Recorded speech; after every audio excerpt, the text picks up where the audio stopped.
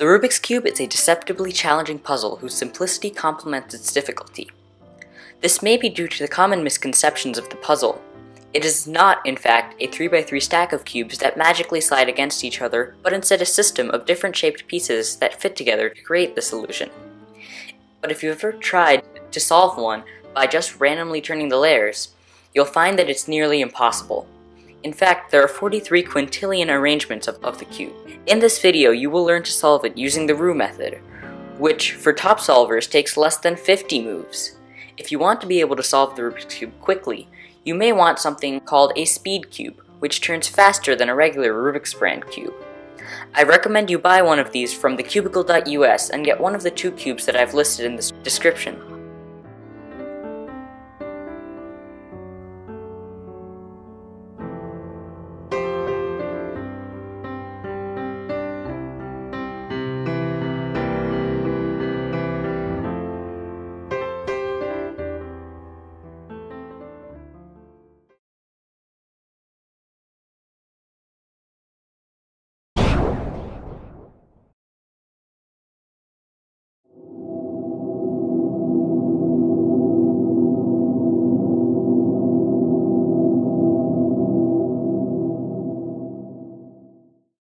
For some background information on the cube, it consists of 3 types of pieces: corners, edges, and centers. A corner piece looks like this, and it has 1 sticker on 3 sides of the cube no matter how it is configured, because a corner has 3 stickers. This means that a sticker on a corner, like this blue one, can never be in the position of a sticker on a non-corner, since that position does not have a place for 2 other stickers to share a piece.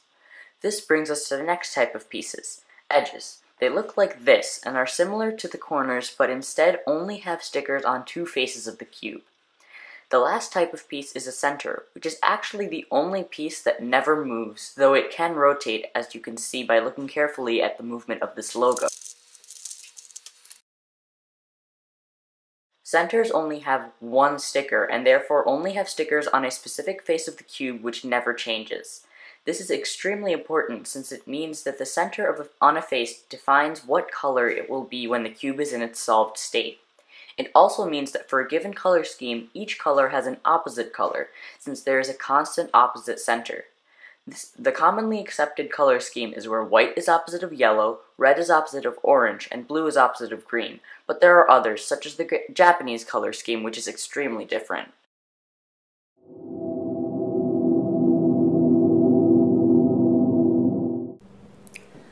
The first step to solving the Rubik's Cube using the Roux method is to solve a 1x2x3 block on the left side of the cube. This is called the first block, or FB. I recommend you pause the video and try to solve this block on your own before I explain how. Keep in mind what you just learned and think hard.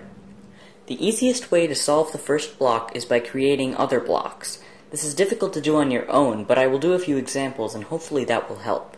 The first small block that I can see that can be solved is this one. Like that. So this is how I saw that. So I saw these 2 pieces are connected, and they fit into the bottom layer. So then I decided that this would be part of my first block. And then I noticed this. This edge goes along with this corner, and this corner goes along with this edge. So these 2 edges will go around this corner, and that will create this kind of L shape. When the pieces are solved, they'll also be next to their center. So I first put these in the bottom layer, moved them away so that I could solve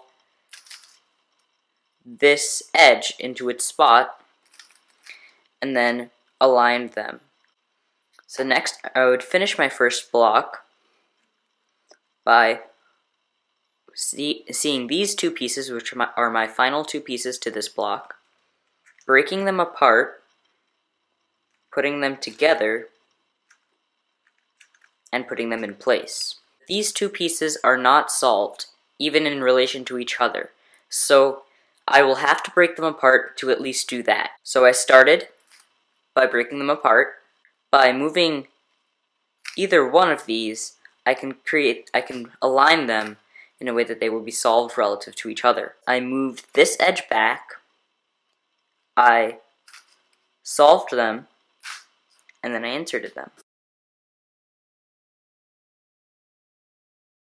For the next example, I would start by solving this corner and edge, and then inserting it like that, so that this block is solved. The last pieces for this block are these two. So I think I could move, so I just moved both of them into the top layer. And don't worry about the centers right now, just the top layer is the one where the block is not. So I would pair them up like that, then I would insert it.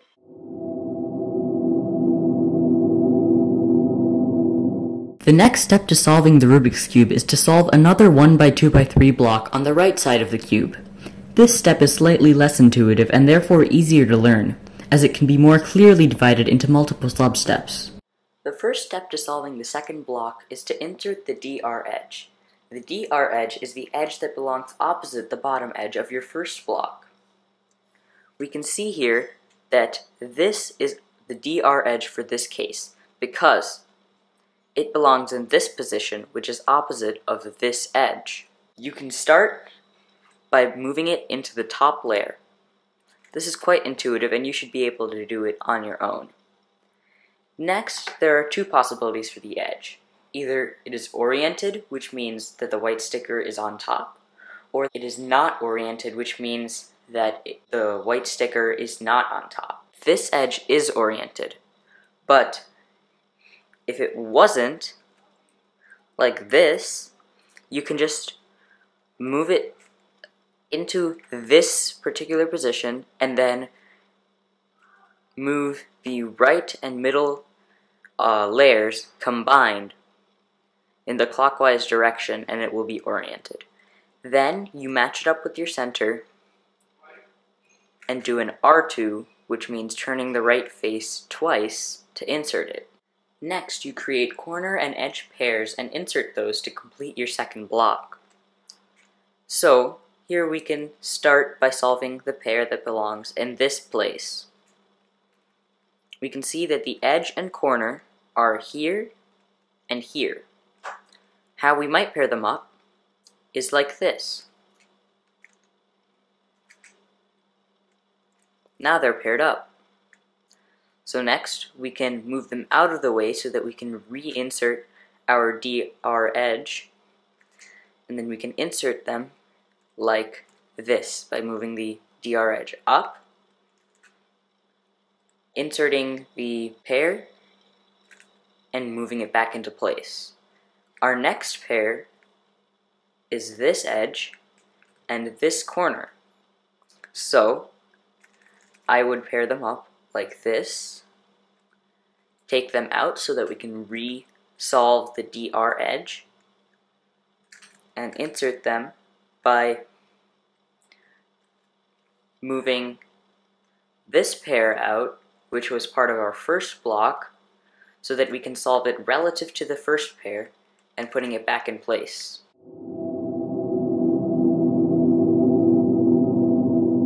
The third step to solving the Rubik's Cube is to solve all of the remaining corners. This is the only part of the Roux method that requires algorithms or sets of moves, but there are only two and they are quite easy to learn.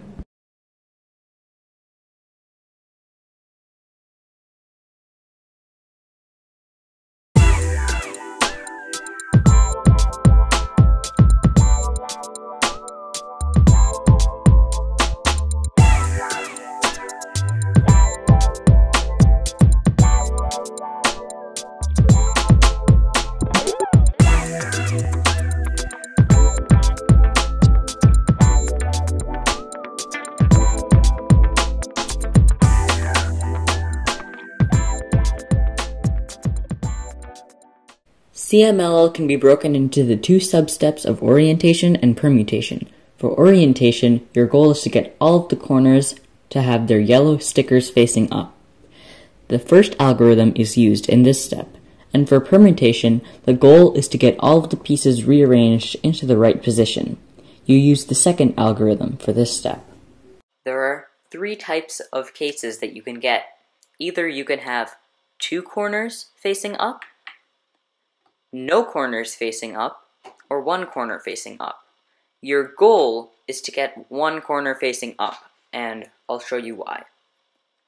So first, to get to this step from here, you would align the top so that you have 1 corner facing towards you on the left side, and then you do the algorithm, and now you have 1 corner facing up. Here, you have the cube in a way that no corners have yellow facing you.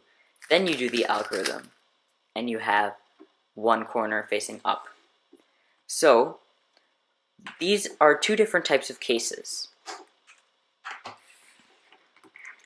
Either you have the corner next to the one facing up, facing towards you, or it's facing to the side. If it's facing towards you, just do the algorithm while you're facing that direction, and then you'll have all of your corners oriented.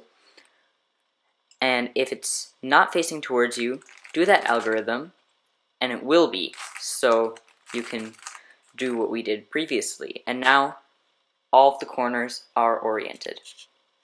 Know that at this point it's possible that you don't have to do this step because all of your corners are already permutated, and you can tell by them looking kind of solved because they're in the right place, and it could be misaligned, so just pay attention to that.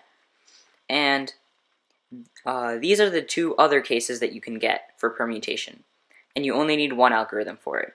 For this one, it doesn't matter how you hold the cube, but you do the second algorithm. And now you have the same case as this. And from this one, where there's one side where there are 2 stickers of the same color that are facing in one direction. These you put in the back, and you do the algorithm, and then they're solved. And then you're done with CMLL.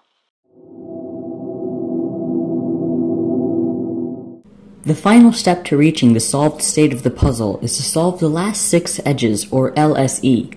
This constitutes of 3 steps: edge orientation, or EO, solving the left and right edges, and doing a 4-edge cycle.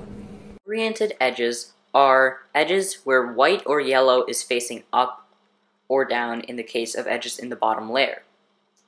How to get to this step is by getting this arrow case, by moving the middle layer in any direction, the top layer in any direction, and the middle layer again in any direction, and now all the edges are oriented.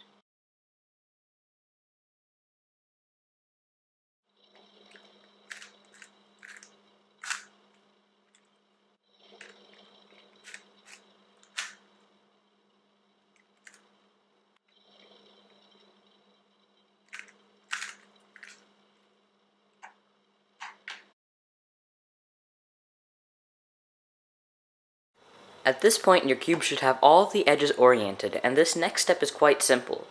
It's just to move the left and right edges into place, and after that, your cube will look like this. So, you can start by moving the first one into the bottom layer. And we know that this is one of the edges because the 2 sides on the left and the right are blue and green. So, then we can use the repositioning technique that we learned previously to put this one in the bottom layer without moving this one. So, now we just align the opposite colors, move the middle layer twice, and now you're done. At this point, you should have only 3 or 4 edges left to solve, and you can solve them with an arrangement of middle layer moves and U2s, which are the notation for moving the top layer twice. Play around with those types of moves, and eventually the cube will be solved.